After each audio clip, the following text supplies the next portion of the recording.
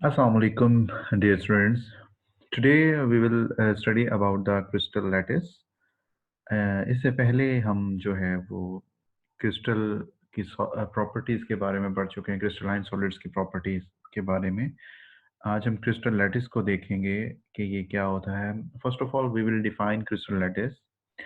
Crystal lattice is an array of points representing atoms, ions, or molecules of a crystal arranged at different sites in three-dimensional space. एक three dimensional space में, 3D space में atoms, ions या molecules को एक अरे में, एक तरतीब में हमने रिप्रेजेंट करना है। जैसा कि आपको ये एक बॉक्स नज़र आ रहा है कि जैसे ये एक जाली है, ठीक है? लैटिस का वैसे मीनिंग ही जाली का होता है।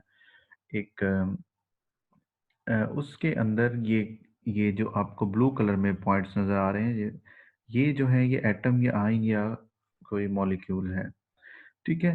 तो ये जो क्रिस्टल का एक जाली बनी हुई है, पूरे एटम आयंस जिसके अंदर हमने जो है तरतीब से लगाए हुए हैं और ये पूरे क्रिस्टल को जो है रिप्रेजेंट करता है लैटिस जो है। देखते हैं कि इसमें क्या होता है। नेक्स्ट स्लाइड पे देखते हैं। ये क्रिस्टल लैटिस है, बहुत से एटम आयंस जुड़े हुए हैं और ये एक उस क्रिस्टल लैटिस का यूनिट सेल है, ठीक है? ये यूनिट सेल एक दूसरे के जो है साथ साइड बाय साइड और ऊपर जो है एक तरतीब से अगर इसको हम जोड़ते जाएं तो ये एक बहुत सारे जो है वो बॉक्सेस बना देगा, जिसे हम कहेंगे कि ये इसने क्रिस्टल लैटिस बना दिया है। और जो ये यूनिट सेल होता है ये पूरे क्रिस्टल लैटिस की प्रॉपर्टीज को अकेला रिप्रेजेंट कर सकता है।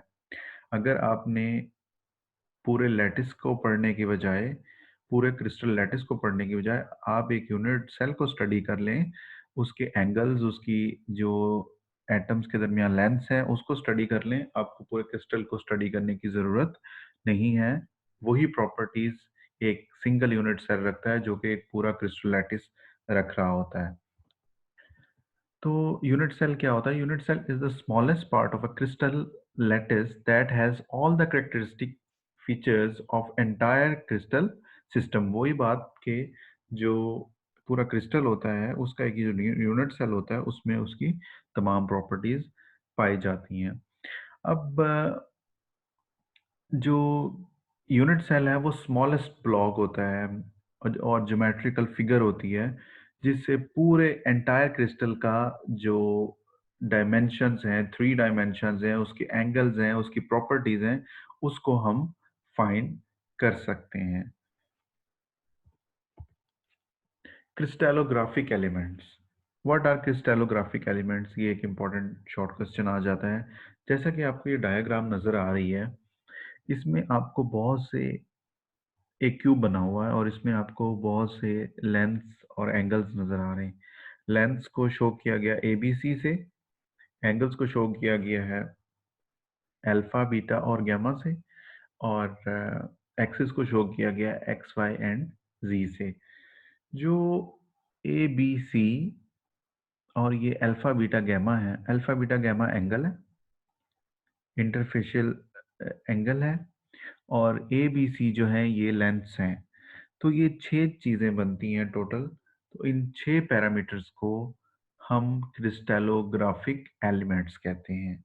Alright, ABC, length of the unit cell, and alpha, beta, gamma, angles, interfacial angles of the unit cell. These 6 parameters are called crystallographic elements. ये आपने इसके आंसर में लिखना है।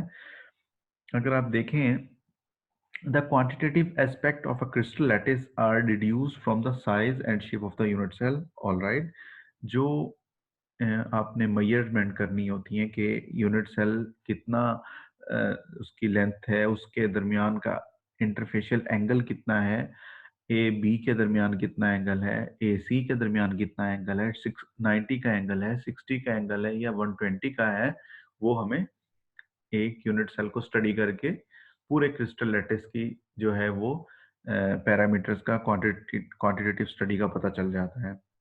ठीक है। अब यहाँ पे देखें, एक बात मैं हाईलाइट यहाँ पे करता हूँ, हाइलाइटर यूज करता हूँ। ये आपको ए नजर आ रहा है, ए एंगल है। ये है अल्फा एंगल जिसे हम कह रहे हैं, ये बी और सी लेंथ के दरमियान है। ठीक है, यहाँ देखें पैराग्राफ में, angle a is between the length b and c. ठीक है। अब आप जरा यहाँ पे बीटा देखें, ये जो बीटा एंगल है ये किसके दरमियान है? ये ए और सी के दरमियान है, ये ए है। ठीक है, beta is between a and c. Gamma देखें, ये जो साइन है इसको हम गैमा कहते हैं। ठीक है, गैमा जो है वो किसके दरमियान है? ए और बी के दरमियान है। ठीक है, ये gamma is between sides a and b और सो ऑन। ठीक है, तो इस तरह से the unit cell length a B c, a B c क्या है यहाँ पे? यूनिट सेल लेंथ है, may be assign as x y z. हाँ, एक्स पे ए होगा, वाई पे बी होगा और जेड पे सी होगा रिस्पेक्टिवली, और ये ज़रूरी नहीं है। ठीक है, ये तरतीब ज़रूरी नहीं है, बहरहाल आपने याद रखनी है। A B c, A length जो है वो एक्स पे होगी, बी लेंथ जो है वो वाई पे होगी और सी लेंथ जो है वो जी एक्सिस पे होगी। और एंगल्स जो हैं आपने देख लिया है, बी सी के दरमियान ए होता है, अल्फा होता है, और ए सी के दरमियान बीटा होता है, और ए बी के दरमियान गैमा होता है। तो इन 6 चीज़ें जो हैं हमारे पास, 6 parameters A B C and alpha beta gamma, these are called crystallographic elements, crystallographic elements, और इनका दूसरा नाम होता है यूनिट सेल डायमेंशंस। ठीक है, क्रिस्टलोग्राफिक एलिमेंट्स का जो दूसरा नाम है, आपको एमसीक्यू आ सकता है, क्या होता है? यूनिट सेल डायमेंशन होता है।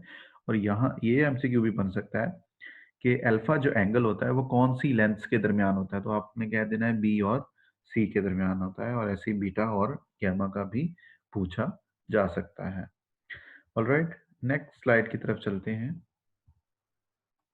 यहाँ पे जो हमारे पास सिस्टम है क्रिस्टल, जो अभी तक सो फार जो डिस्कवर हो चुके हैं, वो 7 क्रिस्टल सिस्टम है हमारे पास। 7 क्रिस्टल सिस्टम, उनमें 7 तरह के क्रिस्टल्स पाए गए हैं अभी तक, जिनमें डिफरेंट लेंथ्स और डिफरेंट एंगल्स पाए जाते हैं। उनके नाम, उनकी शेप्स और उनकी एक दो दो कम से कम एग्जांपल्स आपको याद होनी चाहिए for the short question perspective and MCQs perspective as well. अब यहाँ पे 3 क्रिस्टल सिस्टम्स को मैं डिस्कस करूंगा नेक्स्ट स्लाइड पे, बाकी 4 हैं। क्यूबिक सबसे पहले है, ये क्यूब आपको नजर आ रहा है, क्यूबिक की शक्ल, क्यूबिक की शेप इस तरह की होती है। ठीक है, क्यूबिक में होता क्या है? A B and C lengths जो हैं वो एक दूसरे के इक्वल होती हैं। ठीक है, और इनमें अल्फा बीटा और गैमा जो एंगल्स हैं वो 90 के इक्वल होते हैं, 90 डिग्री के इक्वल होते हैं, यानी राइट एंगल पे होते हैं। आयरन में पाई जाती है, कॉपर पे, सिल्वर में, ऑरम में, NaCl, डायमंड, NaBr सब क्यूबिक होते हैं। ठीक है, कि कोई 2 एग्जांपल्स आपने देख लेनी है। आपको आ सकता है एमसीक्यूज के NaCl में जो क्रिस्टल सिस्टम की टाइप होती है, कौन सा क्रिस्टल होता है? तो आपने कहना है कि NaCl क्यूबिक होता है, डायमंड भी क्यूबिक होता है। तो टेट्रागोनल, ये टेट्रागोनल आपको नजर आ रहा है, दिस वन। ठीक है, टेट्रागोनल में क्या होता है? A is equal to b and b is not equal to c. A और बी की जो लेंथ है वो इक्वल है, जबकि सी जो है उनसे ज़रा लेंथ में बड़ा है। और एंगल्स इनके भी राइट एंगल होते हैं, 90 डिग्री के इक्वल होते हैं तीनों एंगल्स। ठीक है, ऑर्थोरोम्बिक में लेंथ्स जो हैं आप देख रहे हैं, कोई भी लेंथ एक दूसरे के इक्वल नहीं है। ए छोटी है, बी बहुत लंबाई में, और सी उससे छोटी है। ठीक है, तो ये लेंथ्स इक्वल नहीं है, जबकि एंगल एक दूसरे के इक्वल है, क्योंकि वो एक क्यूब बना हुआ है, राइट एंगल पे है, तो 90 का ही जाविया जो है वो बनेगा, एंगल जो है 90 डिग्री का बनेगा। नेक्स्ट स्लाइड पे चलते हैं। बाकी 4 यहाँ पे हैं, मोनोक्लिनिक, हेक्सागोनल, रोम्बोहेड्रल का दूसरा नाम ट्राइगोनल एंड ट्राइक्लिनिक। ठीक है? अब आप इसमें देख सकते हैं कि मोनोक्लिनिक की ज्योमेट्री कैसी होती है, शेप कैसी होती है। ये रहा मोनोक्लिनिक, ठीक है? मोनोक्लिनिक में क्या होता है, लेंस कोई भी इक्वल नहीं है। अल्फा और गामा 90 के इक्वल है, ठीक है? और बीटा जो है वो 90 के इक्वल नहीं है। इसमें शुगर, सल्फर वगैरह में ये मोनोक्लिनिक जो है पाई जाती है। आपने चीनी का क्रिस्टल देखा, अगर घरों में आपके होती है, उसको देखें गौर से, तो वो आपको ये मोनोक्लिनिक शेप का नज़र आएगा।